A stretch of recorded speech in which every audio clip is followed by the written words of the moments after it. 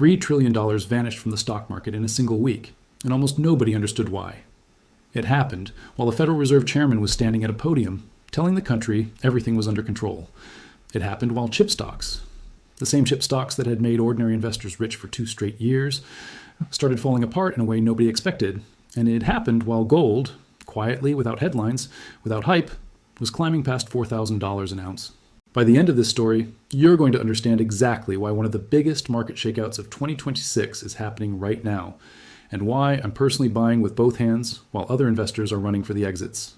If you're interested in money, investing, gold, silver, and protecting your financial future, subscribe to Money Insights and like this video, because every week we break down the biggest financial stories in simple English. Picture the trading floor of the New York Stock Exchange on Wednesday afternoon. Screens flashing red, traders glued to a television broadcasting a single man walking up to a podium. That man wasn't a president. He wasn't a CEO. He was Kevin Warsh, the current chair of the Federal Reserve, and within minutes of him opening his mouth, hundreds of billions of dollars in market value started moving. Let's start with what actually happened this week, because most of the coverage you've seen missed the real story completely. On Wednesday, the Federal Reserve held its benchmark interest rate steady at a range of 3.5% to 3.75%. That, on its own, isn't unusual. It was the 5th meeting in a row where the Fed chose to hold rates instead of moving them. But here's where everything changes. 3 members of the Fed's own policy committee didn't agree with the decision. They wanted to raise rates. 3 dissents on a single vote is one of the most divided Fed decisions in years, and it's a signal that something underneath the surface isn't as stable as the headlines suggest. Think about what that means for a moment. The Federal Reserve is supposed to be the calm, steady hand guiding the American economy. When 3 of its own senior officials publicly disagree with the direction of policy, it tells you the people closest to the data are genuinely uncertain about what comes next.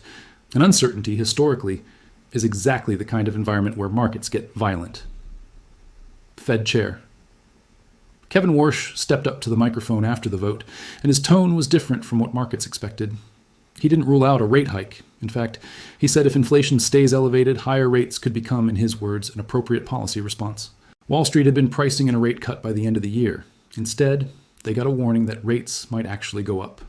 Almost nobody noticed this shift happen in real time, but the bond market did. The yield on the 10-year Treasury jumped, the 30-year Treasury bond yield spiked even harder, and by the time Warsh finished speaking, the Dow had dropped more than 800 points.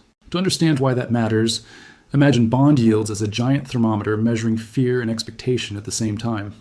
When yields rise quickly, it usually means investors are demanding more compensation for holding government debt for longer periods, often because they expect inflation or interest rates to stay elevated. A jump of just a few basis points might sound small on paper, but multiply that across trillions of dollars in bonds held by pension funds, insurance companies, and everyday retirement accounts, and you start to see why a single press conference can ripple through the entire financial system within hours. There's also something unusual happening beneath the surface of this particular Fed meeting. Warsh has been openly critical of the way previous Fed chairs communicate with markets, saying he wants to spend less time offering forward guidance and more time explaining the conditions under which the Fed would act. That might sound like a technical detail, but it has a real consequence. Markets that were used to getting hints about future rate moves are now flying with far less visibility than they're used to. Some analysts believe that's exactly why this week's reaction was so sharp. Wall Street wasn't just processing a decision, it was processing the discomfort of not knowing what comes next. Now picture a retired school teacher in Ohio checking her 401k that same afternoon. She doesn't follow FOMC statements or dissent votes. All she sees is a number on a screen that's suddenly smaller than it was that morning. This is why the Fed's decisions matter to people who've never read a single economic report in their life, because every basis point, every dissent, every hesitant word from a Fed chair eventually shows up in a retirement account, a mortgage payment, or a grocery bill. But the Fed wasn't the only thing shaking markets this week. There's a second story unfolding at the same time, and it's arguably even bigger. Semiconductor stocks, the chip companies that quietly became the engine of the entire stock market over the past 2 years, are in the middle of one of their sharpest sell-offs since the pandemic. The Philadelphia Semiconductor Index has now fallen for 4 straight sessions. Intel dropped more than 20% in just 7 trading days. Micron, a company that touched a $1 trillion valuation earlier this year, has fallen sharply from its peak. In South Korea, Samsung and SK Hynix both slid double digits, and the Kospi Index dropped so fast it triggered automatic circuit breakers designed to stop panic selling. Imagine a factory floor in South Korea, rows of machines etching microscopic circuits into silicon wafers worth more than gold by weight. Just months ago, these same factories were being celebrated as the backbone of the artificial intelligence revolution. Now, the stocks tied to those factories are among the worst performers in the entire global market. That kind of whiplash isn't just a number on a chart. It represents billions of dollars in retirement accounts, index funds, and pension plans that quietly hold these same chip companies, often without investors even realizing it. To put the scale of this in perspective, the semiconductor sector had gained more than 60% in the first half of this year alone, one of its strongest 6-month stretches in decades. Some individual stocks in the space had risen several 100% in less than 12 months. When gains that extreme happen that quickly, markets often react with equally extreme pullbacks the moment sentiment shifts, not because the technology stopped mattering, but because the price had already priced in a future that hadn't happened yet. Here's the part most people miss. This sell-off isn't happening because these companies are performing badly. Samsung just reported a second quarter operating profit up more than 1,800% year over year. And its stock still fell nearly 7% the same day. Read that again. Profits exploding, stock price falling. That disconnect is the real story, and it tells you something uncomfortable about where we are in this market cycle. For the past 2 years, investors rewarded almost any company connected to artificial intelligence, regardless of price. Chip stocks became the only trade that mattered, as some analysts have put it. But markets don't stay irrational forever. Eventually, someone asks the obvious question. Are we paying for years of perfect execution that hasn't actually happened yet? That question got a lot louder after Meta announced plans for something called Meta Compute, a new business unit designed to rent out its own surplus AI computing power to other companies, instead of relying entirely on chipmakers like NVIDIA. On the surface, that sounds like a small corporate announcement, but it quietly rewrote the entire supply and demand story for the AI chip boom. If major tech companies start building and sharing their own compute power internally, they may need fewer chips from the traditional semiconductor supply chain going forward. The market reacted instantly. Chip stocks across the board fell, even as Meta's own stock jumped. At the same time, reports surfaced that a Chinese state-backed company had begun mass-producing a critical piece of chip-making equipment, a signal that China's semiconductor industry may be closing the technology gap faster than Western investors assumed. Add rising concerns that the Fed could raise rates instead of cutting them, and you have 3 separate shockwaves hitting the same sector in the same month. This is where most retail investors freeze. They see red across their portfolio, they see scary headlines about trillion-dollar sell-offs, and their instinct is to sell everything and wait for calm. But history tells a very different story about moments exactly like this one. Every major bull market in modern history has included sharp, terrifying pullbacks that later looked like buying opportunities in hindsight. The dot-com bubble had multiple 30 and 40% corrections before its final collapse. The 2008 financial crisis had violent rallies and crashes within the same year. Even gold itself, which is up more than 90% over the past year, has had brutal short-term pullbacks along the way. Volatility isn't proof that something is broken. Sometimes it's proof that a market is repricing risk in real time. Think back to 1987, when the stock market fell more than 20% in a single day. A day still remembered as Black Monday. Investors who panicked and sold everything locked in devastating losses. Investors who held on, or who added to their positions during the chaos, were rewarded within just a few years as markets not only recovered, but went on to new highs. Or think about March 2020, when the entire global economy seemed to be shutting down overnight. Stocks fell faster than almost any point in history. Gold, silver, and eventually equities all came roaring back once the initial panic faded.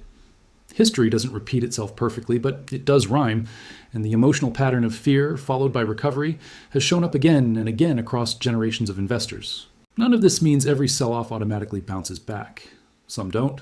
Some mark the beginning of much longer declines. That's exactly why understanding the underlying causes, not just reacting to the headlines, matters so much right now.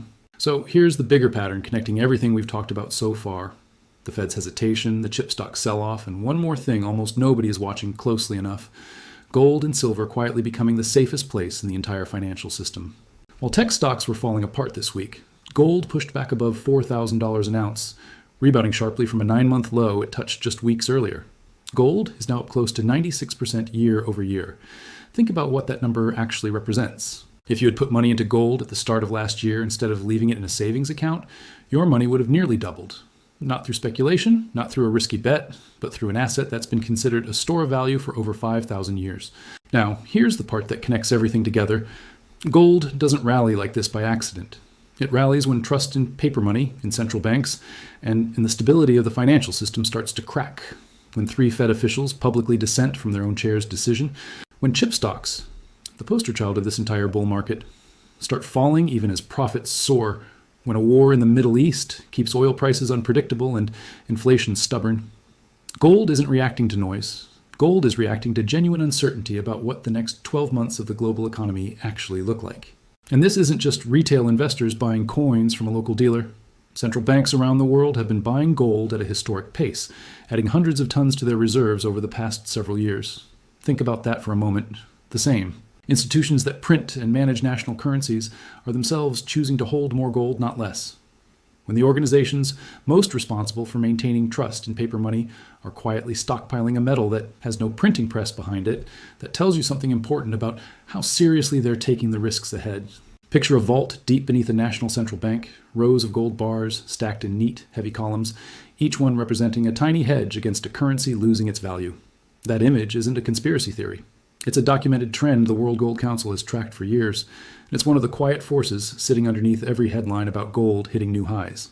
Picture a small business owner watching all of this unfold. Her biggest fear isn't a single bad headline, it's the slow erosion of what her savings are actually worth. If inflation stays elevated while interest rates stay high, her costs go up, her customers spend less, and the cash sitting in her business account quietly loses purchasing power every single month. That is exactly the environment where gold and silver have historically outperformed almost every other asset class. And silver tells an even more interesting story right now because silver isn't just a safe haven metal, it's an industrial one. Silver is used in solar panels, electric vehicles, and semiconductor manufacturing itself. Yes, the very same chip industry that's crashing right now is also one of silver's biggest consumers. That creates something analysts call a supply deficit. Global industrial demand for silver has been outpacing new mine supply for several years running. So even as chip stocks sell off in the short term, the long-term demand for the metal used to build those chips keeps climbing. It's a contradiction most investors never connect. And it's one of the reasons silver has quietly become one of the most misunderstood metals in the market today. Think of silver as living a double life. By day, it behaves like an industrial commodity tied to factories, solar farms, and circuit boards. By night, it behaves like a monetary metal moving alongside gold whenever fear rises in financial markets. Almost no other asset carries this dual identity so clearly, and that's exactly why silver's price swings can be sharper and more unpredictable than gold's. It's being pulled by two very different forces at the same time. Consider the family installing solar panels on their roof to cut their electricity bill, with no idea that every panel contains a measurable amount of silver. Consider the electric vehicle rolling off an assembly line, packed with silver-based electrical contacts that make the entire system function safely. None of these buyers are thinking about precious metals investing. They're thinking about lowering costs and reducing emissions. But every one of those purchases quietly adds to a demand curve that keeps climbing whether Wall Street is paying attention or not, and it explains why some analysts believe silver could still be undervalued relative to gold, even after its own strong run over the past year. Here's where I want to bring this back to the title of this video, because everything we've covered explains exactly why I'm buying with both hands right now instead of running from this sell-off. I'm not buying because I think chip stocks are worthless. Some of these companies will likely recover and could even go on to new highs eventually. I'm not buying because I think the Fed is about to collapse the economy tomorrow.